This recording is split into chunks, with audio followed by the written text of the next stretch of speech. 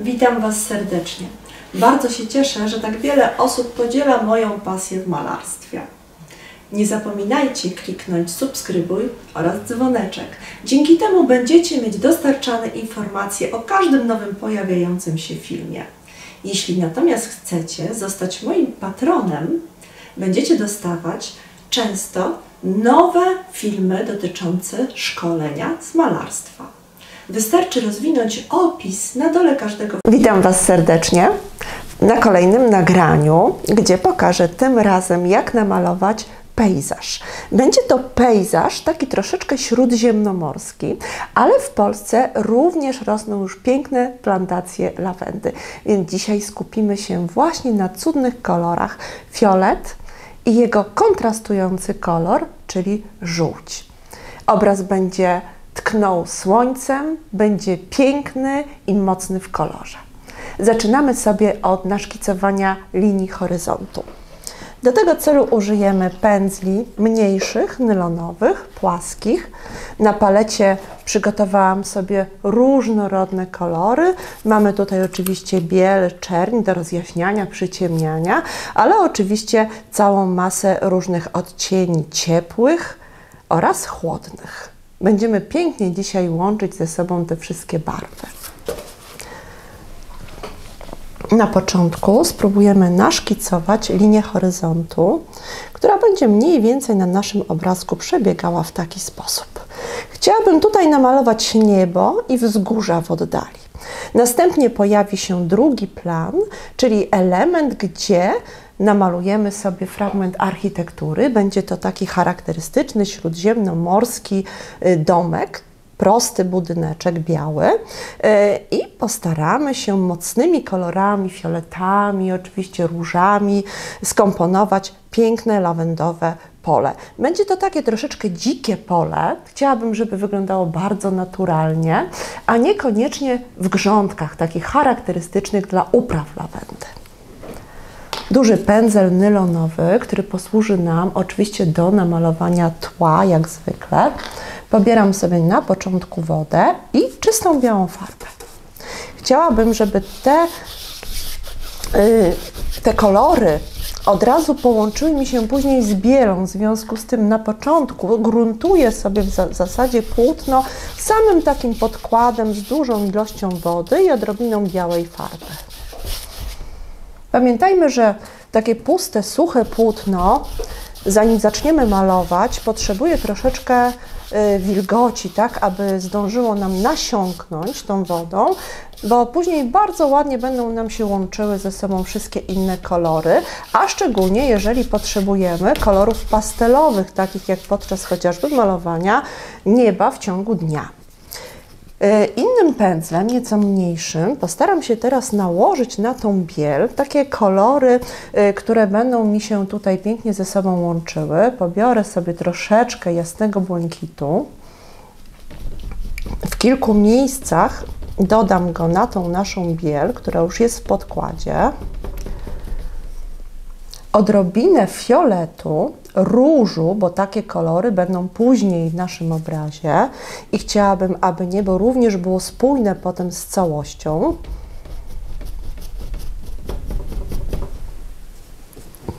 Nie dodaję celowo zbyt dużo kolorów, ponieważ chcę, żeby niebo było mimo wszystko jasne i pastelkowe. Natomiast im niżej, tym będzie jaśniejsze i nieco cieplejsze. W związku z tym dodamy sobie bieli i odrobinkę takiego cielistego koloru, który często nazywa się flash. Ten flash pójdzie nam tutaj na sam dół, przy linii horyzontu, a nad flashem jeszcze odrobinkę jasnego błękitu damy. Tutaj jeszcze przyciemnimy troszeczkę, żeby skontrastować. Dobrze, i teraz musimy wykorzystać sytuację, że to wszystko jest mokre. W związku z tym pędzel oczyszczam sobie teraz, ten duży do tła. Wycieram o szmatkę, tak żeby był tylko ledwo wilgotny, a nie mokry. I postaram się teraz delikatnymi ruchami połączyć wszystkie moje kolory. Zacznę sobie od tych, które są najjaśniejsze, tak aby mi się nie zdążyły później pobrudzić. W W związku z tym rozcieram sobie flash wzdłuż linii horyzontu i delikatnie, popatrzcie, wchodzą tutaj mi od razu w skład całości te wszystkie inne barwy. Tam, gdzie chcę, żeby farba nieco bardziej się rozmyła, rozmazała, żeby stworzyła mi taką szerszą plamę, naduszam nieco mocniej pędzlem, wcieram go po prostu bardziej. Natomiast później już tylko bardzo delikatne, leciuteńkie ruchy, które spowodują, że te kolory zostaną takie różnorodne pod spodem, nie wszystkie zostaną złączone w jedno, bo o to nam właśnie chodzi. I efekt rzeczywiście takiego pięknego nieba, jakbyśmy sprayem w zasadzie malowali. Zwróćcie uwagę w tym momencie na to, jak trzymam pędzel. Gdybym trzymała go w taki sposób, miałabym ograniczone ruchy, jeśli chodzi o moc. Natomiast w momencie, kiedy ten pędzel jest trzymany w taki sposób, mogę nim tak manewrować, żeby mocno wciskać farbę w płótno.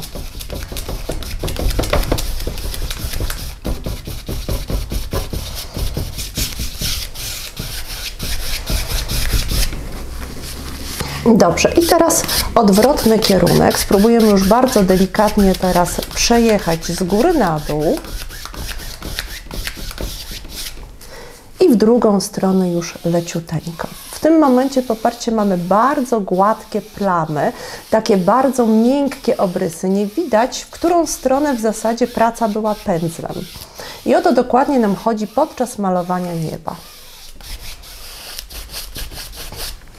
Żeby to niebo było jeszcze bardziej atrakcyjne, spróbujemy teraz wziąć sobie małą szpachelkę i taką małą szpachelką, może ta będzie lepsza, taką małą szpachelką spróbujemy nanieść sobie jasne chmury.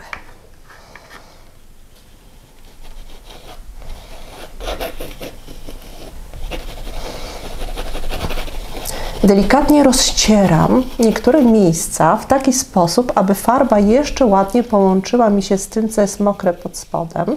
Dlatego wykorzystuję fakt, że tło jest jeszcze wilgotne. Natomiast niektóre elementy chciałabym pozostawić zdecydowanie takie mocniejsze. Wtedy ta chmura będzie sprawiała wrażenie takiej rzeczywiście trójwymiarowej.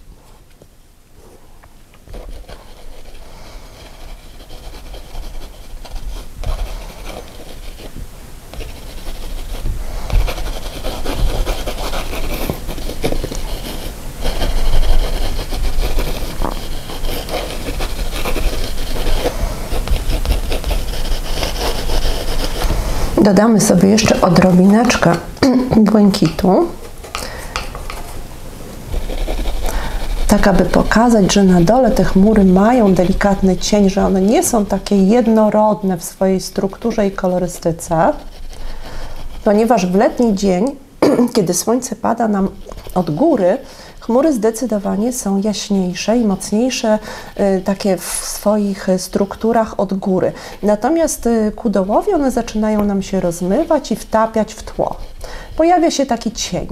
Dzięki temu mamy wrażenie właśnie, że one są przestrzenne. Tak, jeszcze troszeczkę więcej bieli.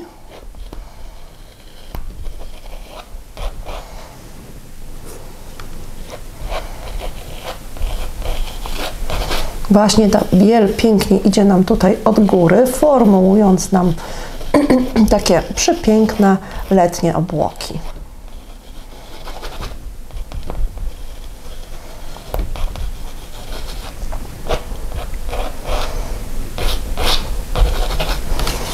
Możemy sobie oczywiście jeszcze poprawić suchym pędzlem miejsca, gdzie chcielibyśmy, aby te chmury zupełnie gdzieś wtapiały się i rozmazywały z resztą tła. Bardzo delikatnie, dosłownie muskając jedynie. Gdzieś tutaj na samych krawędziach, na końcach. One jeszcze dodatkowo dzięki takiemu zabiegowi połączą nam się pięknie w całość. Natomiast te elementy są już takie niezwykle malarskie, poparcie i dekoracyjne. Myślę, że niebo mamy namalowane. Najwyższy czas przejść do naszych wzniesień, wzgórz, które się tutaj pojawią. Spróbujemy je szybciutko namalować szpachelką. Pamiętajmy, że jest to trzeci plan.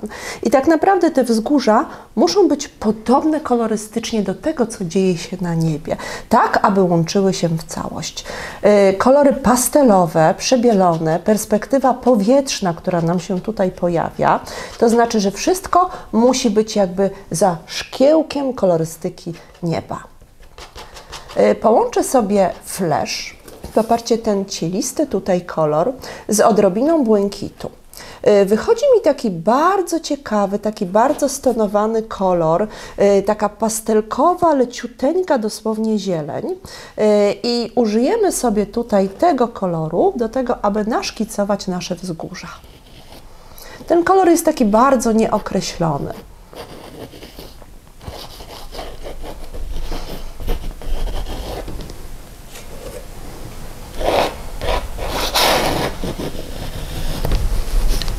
Dodamy troszeczkę też bieli.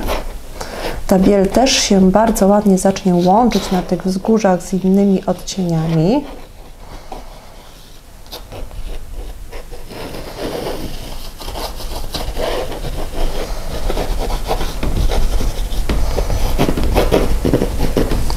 I odrobinę od razu ochry. Ochra to jest taki piękny, popatrzcie, taka ciemna, miodowa żółć. Jak połączymy ją właśnie z tym złamanym fleszem, wyjdzie nam taki delikatny, ciepły kolor. Oczywiście odrobina bieli, po to, aby kolor był jeszcze bardziej pastelkowy. I zobaczcie, w taki piękny sposób również ociepli nam gdzieś te wzgórza, ale nie da zbyt mocnego, wyrazistego koloru, bo zależy nam na tym, żeby wszystko było mocno jednak stonowane.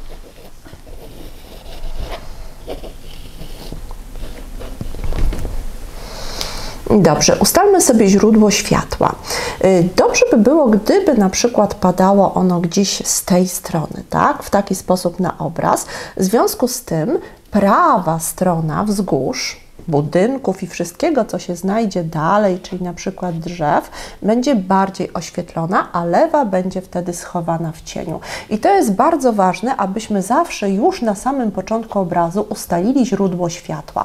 Dlatego, że w takim pejzażu wszystko musi być spójne i zawsze oświetlone po tej samej stronie. W innym przypadku zawsze pojawi nam się taki błąd logistyczny oświetlenia. A oczywiście chcemy tego uniknąć. Dzięki temu też pokazujemy przestrzeń, na przykład to, że wzgórza, popatrzcie, mają tutaj pewne swoje krawędzie i są oświetlane właśnie z jednej strony, a z drugiej już pojawia się zdecydowanie większy cień.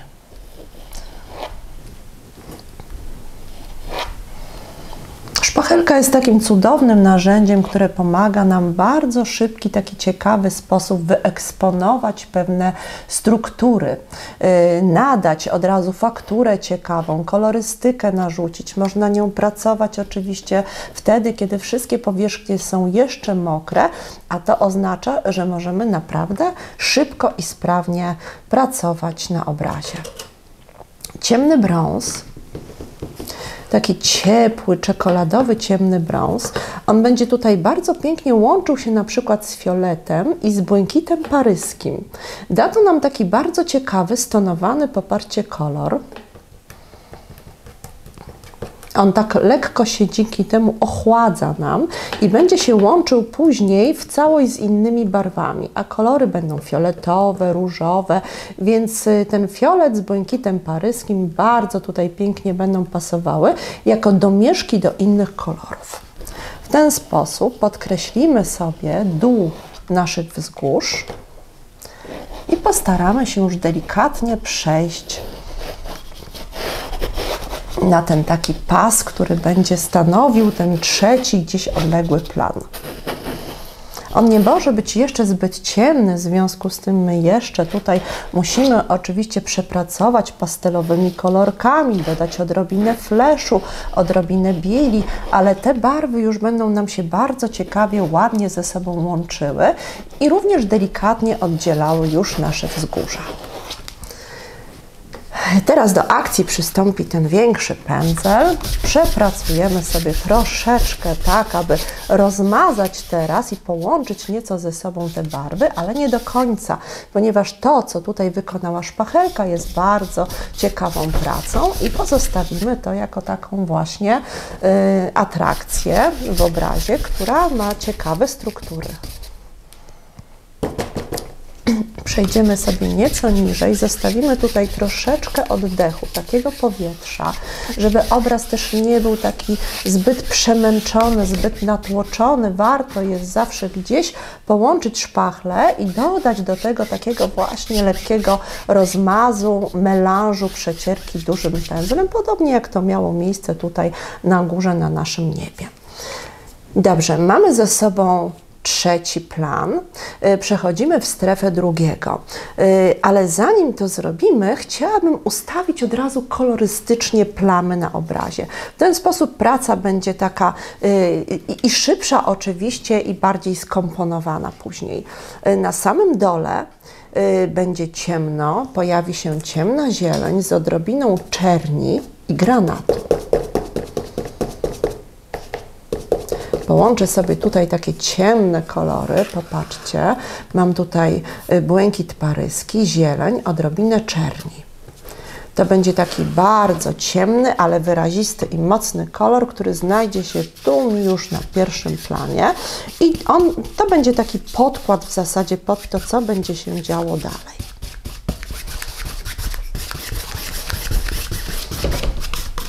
Wszystkie te kolory pięknie ze sobą współgrają, ponieważ są tak naprawdę połączone tymi samymi odcieniami i mają te same domieszki innych barw. Tutaj postaram się jeszcze stworzyć taki pas,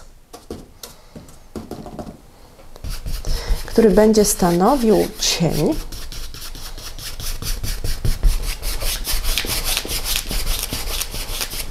Odrobina więcej teraz tej jaśniejszej zieleni, ciemnej żółci, sieny do ocieplenia. To będą barwy, które pojawią się między lawendami.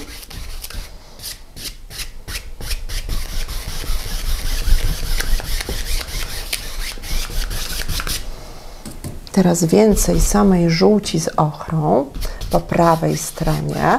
Będzie to bardzo dobrze współgrało z naszymi wzgórzami na trzecim planie. Odrobina bieli, ponieważ tutaj wyżej musi być pastelowo i my musimy również o tym pamiętać, że cały czas pracujemy tutaj tą perspektywą powietrzną i perspektywą barwną, która mówi nam o tym, że to, co jest blisko nas, jest zdecydowanie bardziej wyraziste w kolorze.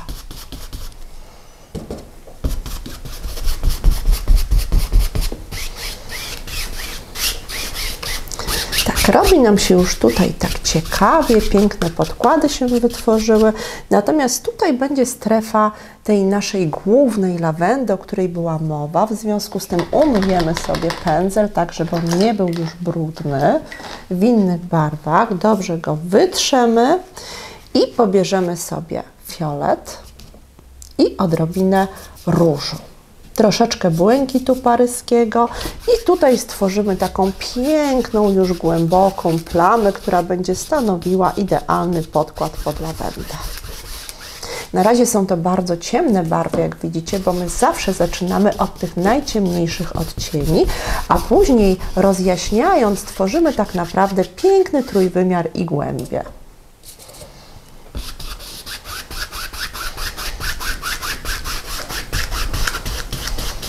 Dobrze, i dzięki takiemu zabiegowi mamy w zasadzie rozplanowane już wszystkie elementy w obrazie.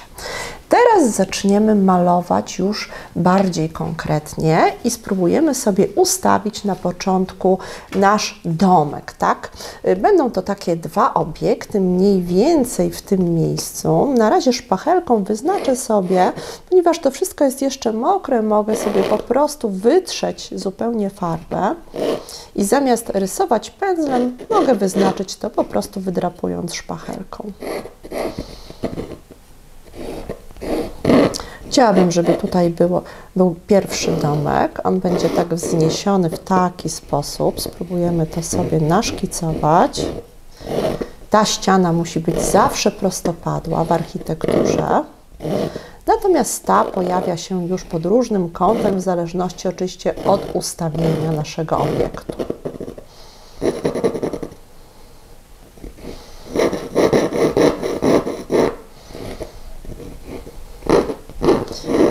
Mniej więcej tak będzie wyglądał nasz pierwszy domek, natomiast tutaj bezpośrednio bliźniaczy będzie ustawiony nieco niżej.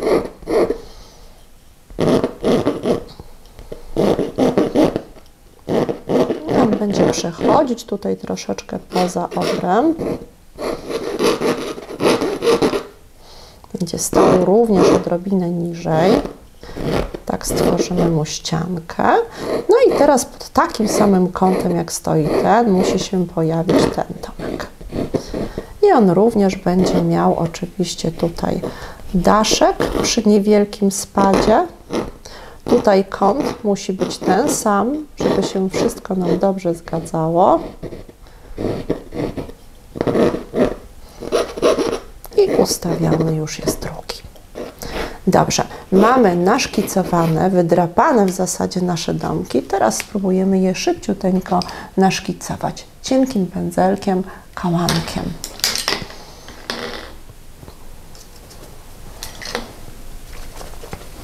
Na początku nawet ciemną farbką z dużą ilością wody wydobędziemy teraz te konkretne już kształty.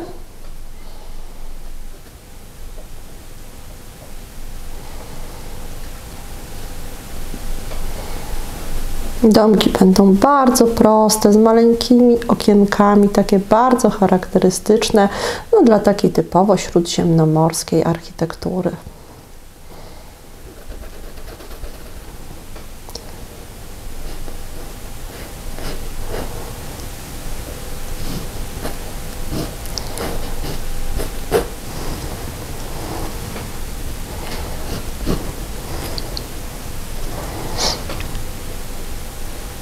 Domki mamy już naszkicowane. Teraz skupimy się na oświetleniu i kolorystyce. Kolorystyka biała, biel przełamana, oczywiście ciepła i chłodna, w zależności od oświetlenia. Dołożymy sobie na paletę bieli, bo jej zawsze idzie najwięcej. Ona służy nam tak naprawdę jako rozjaśniacz do wszystkich innych kolorów. Najpierw pędzelkiem średniej wielkości, popatrzcie, nylonowiec. Ja tak odrobinę ocieplę tą biel ochrą.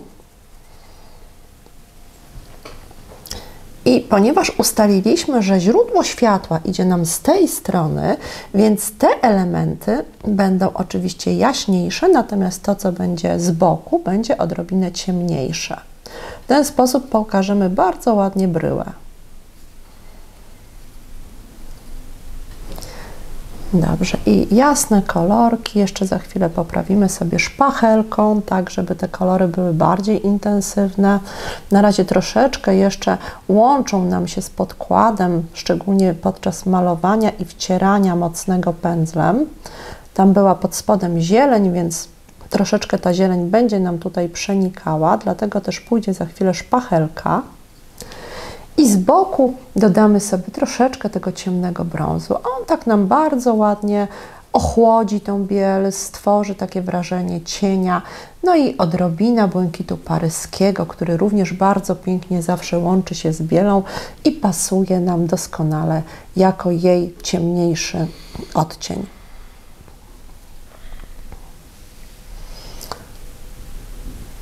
Dobrze.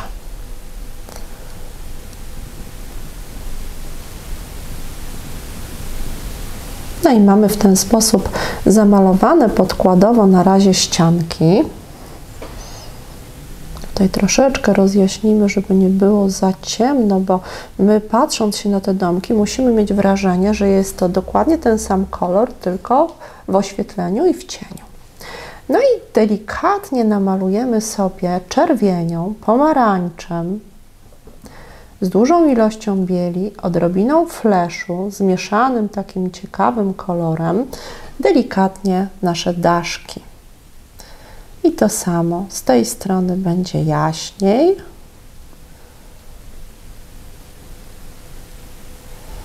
Natomiast po lewej stronie, gdzie pojawia się cień, daszki też muszą być ciemniejsze. Więc do tego koloru wystarczy, że dodamy na przykład odrobinę błękitu paryskiego, odrobinę brązu i tymi samymi właśnie odcieniami już mamy, zobaczcie, taki ciemniejszy odcień czerwieni, takiej złamanej.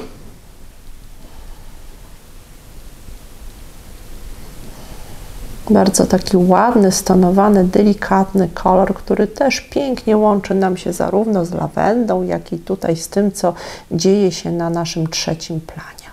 Wszystkie kolory muszą być idealnie zgrane w sposób taki kolorystyczny, ponieważ one muszą być stworzone na bazie tak naprawdę tych samych domieszek kolorów. To musi stanowić taką samą paletę barwną. Dobrze, i popatrzcie, dwie bryły już się nam pojawiły. No a teraz spróbujemy wyciągnąć je szybciutko, pięknie szpachelką. Do tego maleńka szpachelka i na tym, co mamy, zaczniemy sobie od tych ścianek, które są ładnie oświetlone. Będziemy teraz chcieli pokazać, że to jest taka struktura takiego nieregularnego kamienia, który również jest bardzo charakterystyczny dla śródziemnomorskiej architektury, więc wystarczy parę razy tak naprawdę delikatnie dotknąć tą szpachelką, lekko odrywając ją, a już mamy wrażenie, że struktura muru jest zupełnie niejednorodna. To samo pojawi się po tej stronie. Tutaj mieliśmy te miejsca jaśniejsze. Ten kolor, który był położony pędzlem spod spodu, bardzo ładnie, delikatnie nam przebija i o to właśnie chodziło, żeby stworzyć odpowiedni rodzaj podkładu. Dobrze. I teraz skupimy się na tych jeszcze bocznych elementach, czyli do tej bieli dodajemy sobie nieco tego brązu, błękitu paryskiego, to co robiliśmy wcześniej, tylko teraz nieco więcej farby na szpachelkę. I dokładnie takie samo odrywanie, ponieważ mamy do czynienia tak naprawdę z tymi samymi przecież elementami. To jest ten sam kolor, ten sam kamień, tylko jeden jest w cieniu, drugi jest oświetlony.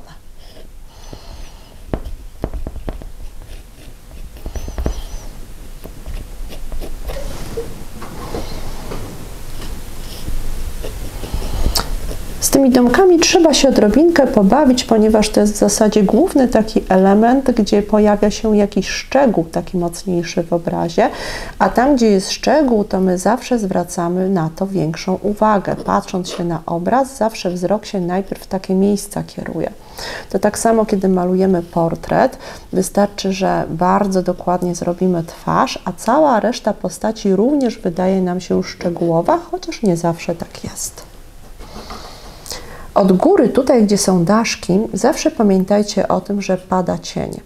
W związku z tym delikatnie, takim ciemnym kolorkiem, brązikiem z tym błękitem paryskim zmieszanym, możemy leciutko pokazać cienie. I to w zasadzie tutaj już z każdej strony, bo daszki będą nam wystawały i zarówno tutaj, gdzie jest cień, jak i tutaj, gdzie jest światło, będą nam dawały takie mocniejsze cienie. Dobrze, maleńkie okienka również tymi samymi odcieniami ciemnymi po prostu dotkniemy leciutko wydrapując i popatrzcie, one w ten sposób zyskują od razu taki piękny trójwymiar, są bardzo ciekawie w ten sposób malowane i tutaj to samo, możemy zrobić większe drzwiczki, jakieś małe okienko, prawda, i już pojawiają nam się bardzo takie ciekawe elementy. Dobrze, pozostał nam ten daszek, tutaj gdzie jest jaśniej, zrobimy sobie delikatne takie dotknięcie szpachelką.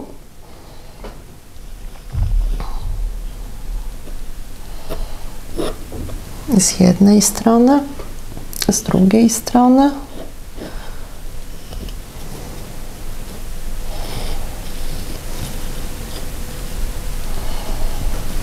No i teraz tymi ciemniejszymi jeszcze odcieniami możemy pobrać sobie odrobinę czerwieni z różem, połączyć teraz troszeczkę z fleszem i z brązem. W ten sposób wyjdzie nam taki piękny, ciemniejszy odcień, idealny na nasz daszek.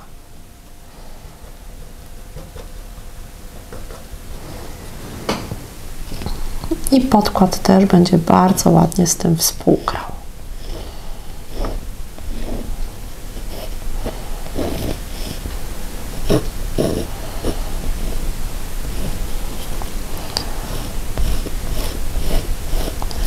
Możemy jeszcze delikatnie pokazać strukturę samego daszku, przyjeżdżając leciutko szpachelką.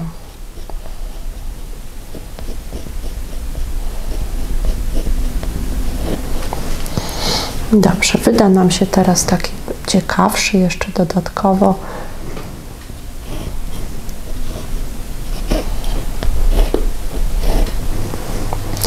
Dobrze, nasze domki już są namalowane.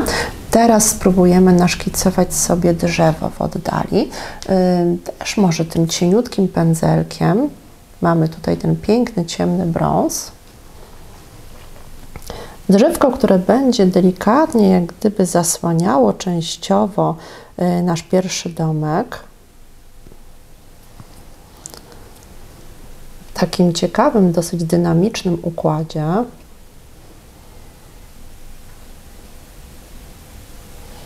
Ono będzie również takie charakterystyczne właśnie dla tego śródziemnomorskiego pejzażu. Będzie miało taką zbitą, płaską koronę w tym miejscu. I oczywiście bardzo charakterystyczne tuje, które się pojawiają, takie cyprysy, jak nasze tuje właśnie, popatrzcie, takie podłużne, wyciągnięte z tyłu. To jest też taki charakterystyczny zawsze element dla tego typu pejzaży. Niech one nam się pojawią od razu za chałupkami. Spróbujemy je sobie na razie delikatnie tylko naszkicować. Pokazujemy, że domek jest zdecydowanie bliżej, więc popatrzcie, wzrokowo te nasze cyprysiki będą wychodziły aż ponad wzgórza. No i tu jeszcze chciałabym, żeby troszeczkę tej pięknej roślinności również nam się pojawiła.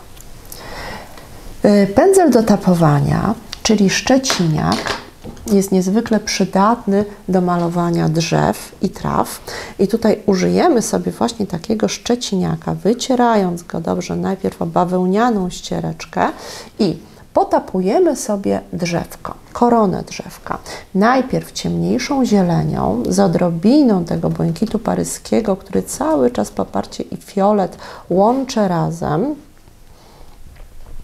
I delikatnie dotykając, z tym, że farby musi być całkiem sporo na pędzlu, dotykam w sposób taki pionowy pędzlem mojego płótna i w ten sposób pomału zaczynam budować właśnie taką ciekawą strukturę naszego drzewa i koronę.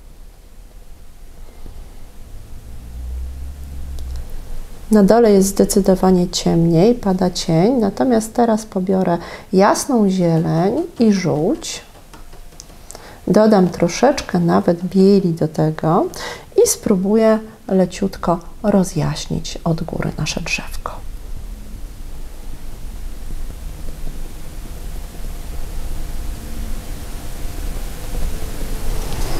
Jeszcze odrobina jasnej, ciepłej żółci.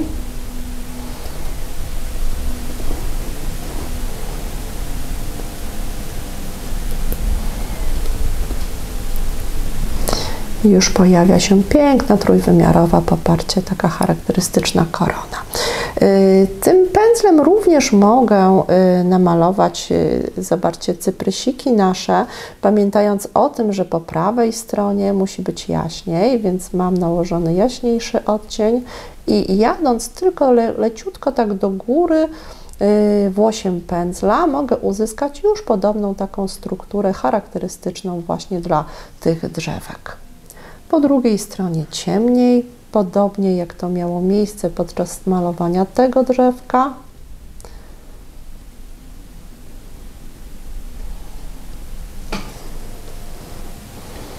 Pędzelek jest dosyć duży, więc musimy tutaj ostrożnie, delikatnie pracować, tak aby nie zamalować sobie innych elementów.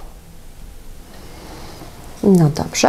I od razu tymi ciemnymi zieleniami zrobię sobie tutaj podkład pod roślinność, bujną roślinność, krzewy, które będą się ciągnęły tutaj dookoła naszego domu.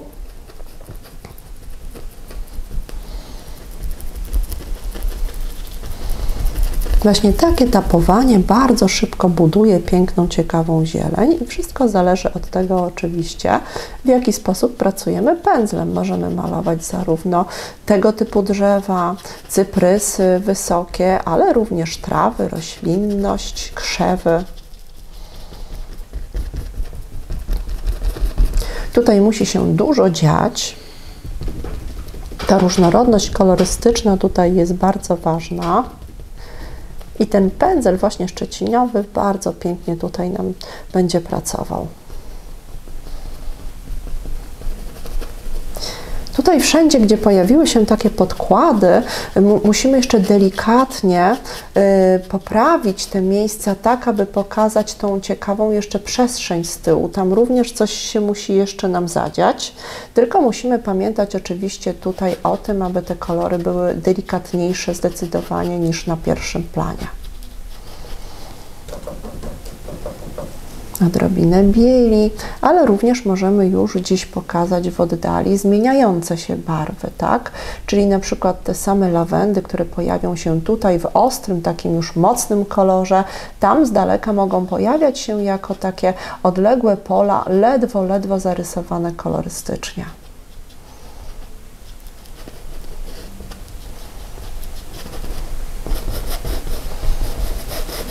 Tutaj też leciutko jeszcze przyzielenimy.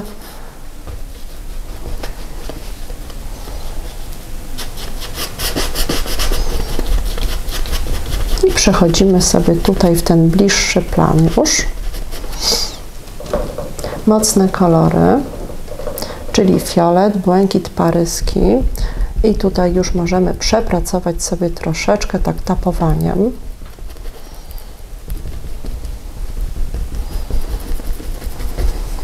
Dodam do tego jasnego niebieskiego z odrobiną teraz bieli i spróbuję wmontować troszeczkę z różem ten kolor, tak aby on mi tutaj już nieco zaczął rozświetlać pewne płaszczyzny.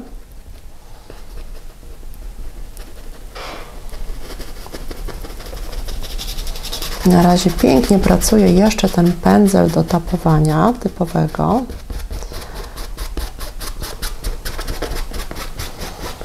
Tutaj już robimy pomału podkłady pod te dziko rosnące lawendy.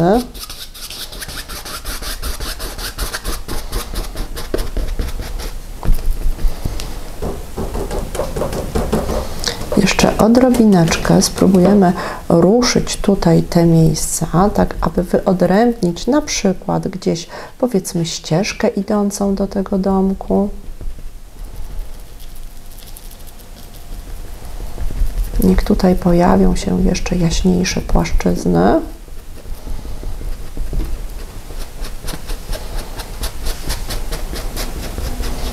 Dobrze. I powoli będziemy przechodzić w mocniejsze elementy. Większą szpachelką ponakładam teraz tak sporą ilość już farby różowej, fioletowej. Od razu dołożę sobie bieli, która będzie tutaj niezbędna. Również czerwień, jasna czerwień, tak zwana vermilion, taka makowa w połączeniu z różem ciemnym daje nam bardzo ciekawy taki malinowy kolor. I ona również potrafi bardzo tak wzmocnić i ocieplić pewne elementy. Więc my sobie nałożymy tutaj sporo tego właśnie koloru. Dodamy odrobinkę bieli. I na tych kolorach będziemy sobie tak naprawdę rzeźbić za chwilę i pracować szpachelką, pokazując właśnie te piękne takie plamy lawend. No i teraz fiolet oczywiście, błękity, które muszą się tutaj znaleźć, biel. To będą takie typowe, już charakterystyczne kolory.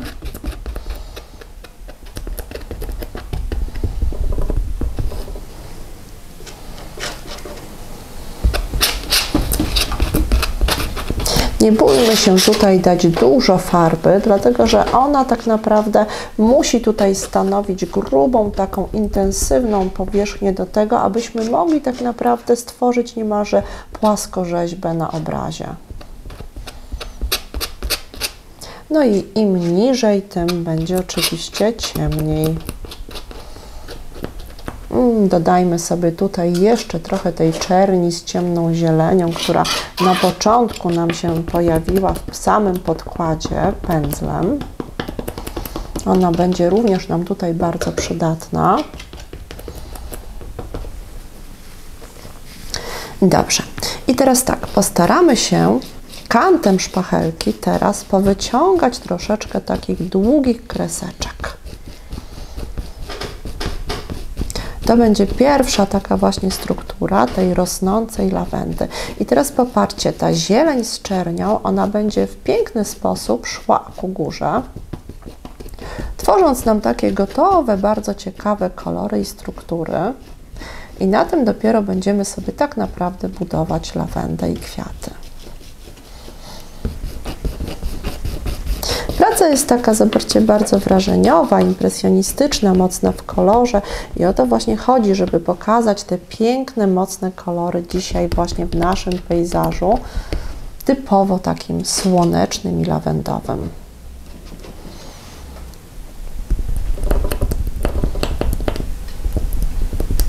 Dotykając w ten sposób szpachelką, zmieniamy sobie już troszeczkę, popatrzcie, strukturkę.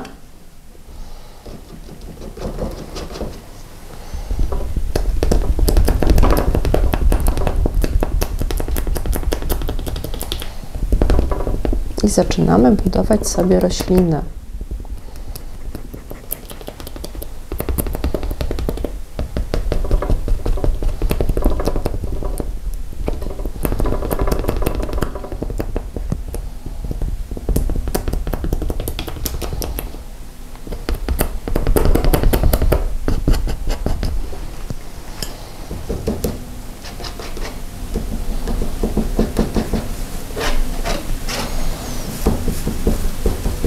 Musimy trzymać się tutaj czystych kolorów, ponieważ one bardzo szybko mają niestety tendencję do brudzenia się, łącząc z innymi barwami.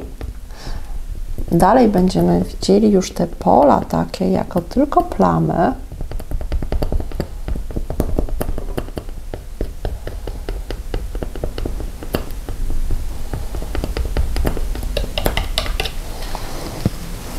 Więc jest to takie bardzo wrażeniowe poparcie malarstwo, tak jak już powiedziałam, impresjonistyczne, a impresjonizm nie oznacza nic innego jak po prostu wrażenia.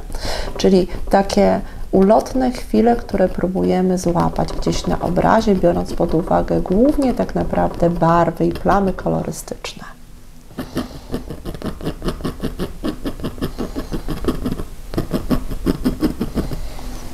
Oczywiście możemy wykorzystywać mnóstwo technik do tego, taką jak chociażby odkrywanie szpachelką miejsc, które są pod spodem na obrazie.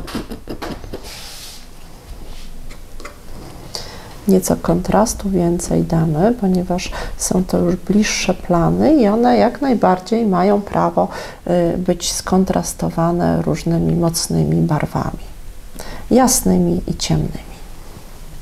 Kontrastujemy również nie tylko jasnymi, ciemnymi barwami, ale również kolorami, które są na przeciwnej palecie barw ze sobą, czyli na przykład łącząc fiolety chociażby z żółcieniami, a czerwienie z zielenią. Są to takie zestawy par, które są najbardziej kontrastujące w palecie barw, ale również w naturze. Czyli najbardziej zwracają takie zestawienia kolorystyczne na siebie naszą uwagę.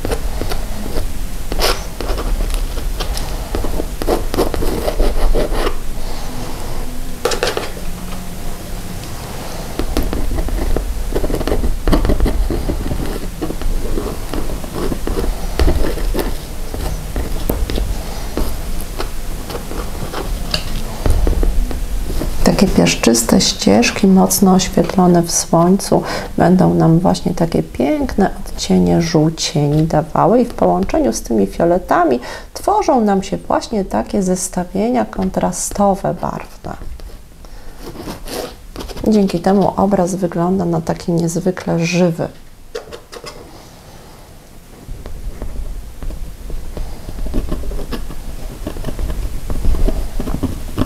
Przy naszych domkach jeszcze będą rosły sobie krzewiki. Wszędzie jest bardzo zielono, przyjemnie, kolorowo, kwitną kwiaty, poparcie lawendy i mamy takie piękne, słoneczne lato w pełni.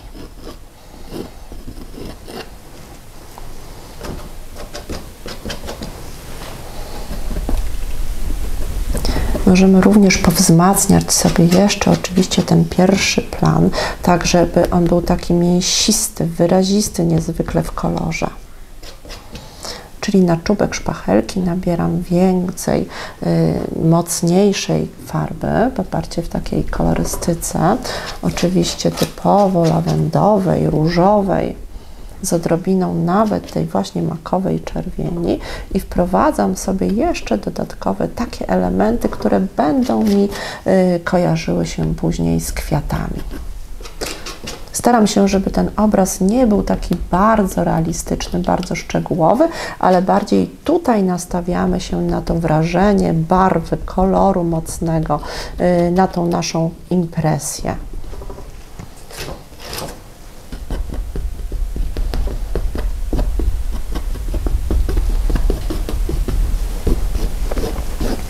Jeszcze parę kreseczek. I spróbuję jeszcze delikatnie, takimi bardziej pastelowymi kolorami, ale jednak pokazać gdzieś tutaj podobnie dziejące się tak naprawdę rzeczy na polach. Czyli, że gdzieś jest podobna kontynuacja. Nie jest to samotne wtedy takie pole. No ale potraktowane już musi być oczywiście jako plama barwna.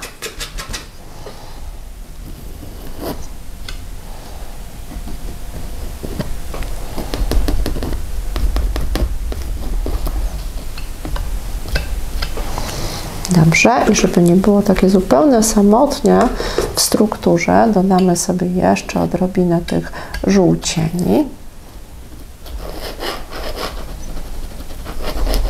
które będą przechodziły w ciemną zieleń. I na tym można jeszcze oczywiście zbudować sobie troszeczkę samym tapowaniem gdzieś traw, krzewów. To wszystko bardzo szybciutko, ładnie połączy nam się w całość i sprawi, że prawa strona obrazu również stanie się ciekawa.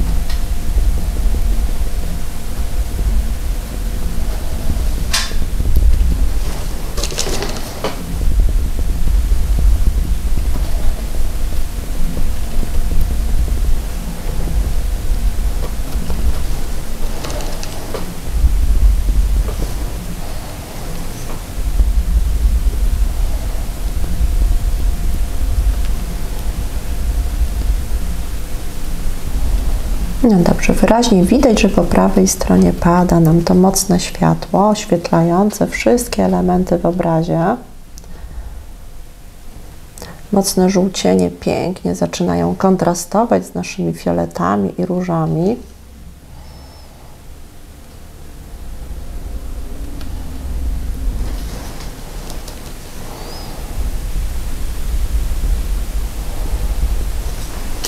Poprawmy je jeszcze niewielką szpachelką.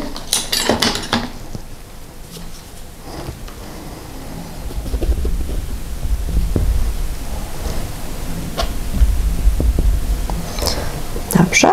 I jeszcze na samym dole niech również pojawią się delikatne prześwity jakichś jaśniejszych nieco kolorów. Pomiędzy tymi cieniami niech gdzieś przebija odrobina słoneczka. Dodajmy odrobinkę tutaj zieleni i listeczków, które spowodują, że gdzieś na dole coś jeszcze nam się będzie ciekawego działo, poza samymi lawendami.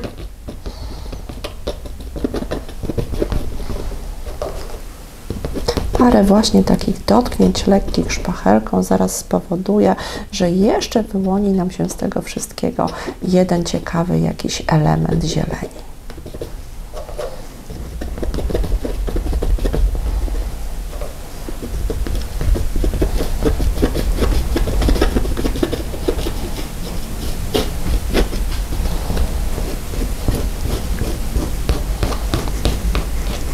I zrobiło się jeszcze tutaj nam zdecydowanie ciekawiej. Trzeba jednak uważać, żeby te zielenie z żółcieniami były bardzo delikatne, aby nie rozbiły nam całości, żeby nie stały się bardziej istotne w odbiorze, oczywiście od tego, co dzieje się tutaj, bo to jest nasza główna, najmocniejsza plama, która jest najbardziej taka akcentowalna w całym naszym obrazie.